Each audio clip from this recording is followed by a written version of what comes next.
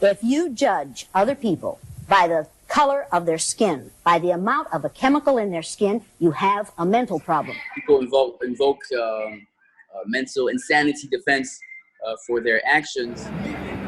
The debate between whether racism is a mental illness has always provoked different opinions. There isn't a single definition of racism, but recently, the American dictionary Merriam-Webster updated its definition to a belief that race is the primary determinant of human traits and capacities, and that racial differences produce an inherent superiority of a particular race.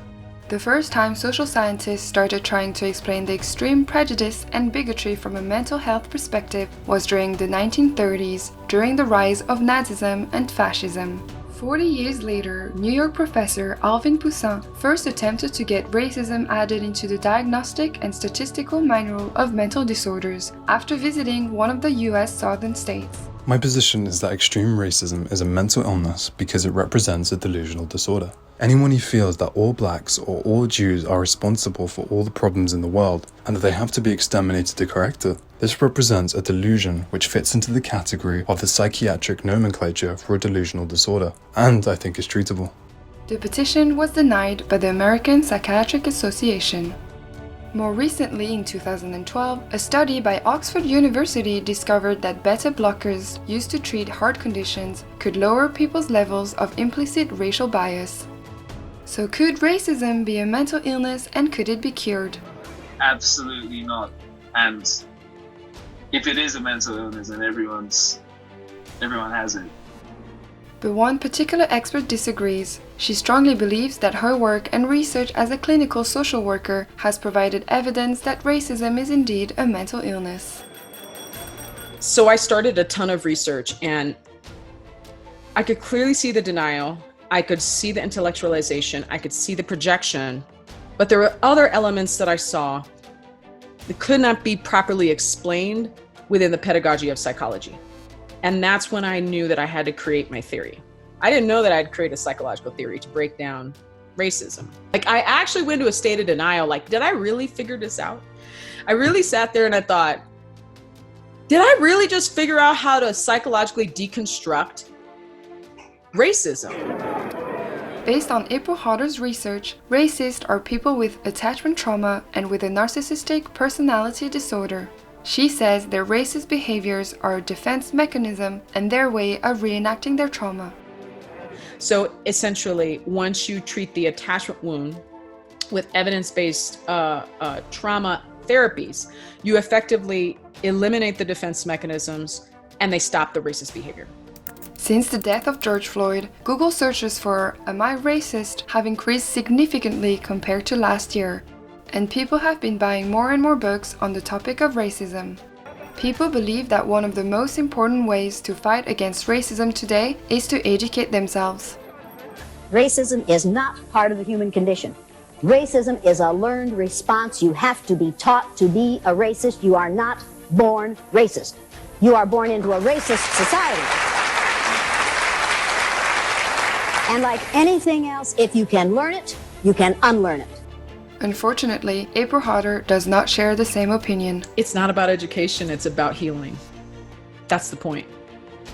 That's how they need to educate themselves. They need to learn. It's a shift. They need to heal, not unlearn. They need to heal.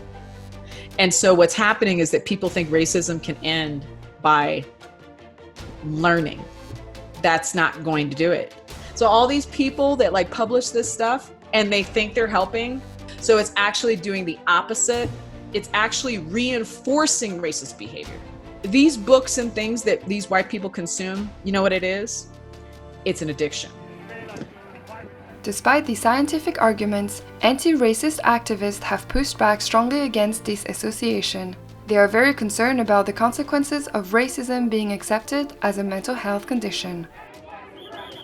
I think that is not tackling the root cause of institutional racism at all. And I feel it's a question of power indeed. I think, in fact, if you replace black people with white people and everything, chances are it would be the exact same thing. We have some human characteristics, and unfortunately, one is greed and the desire to get power and keep power.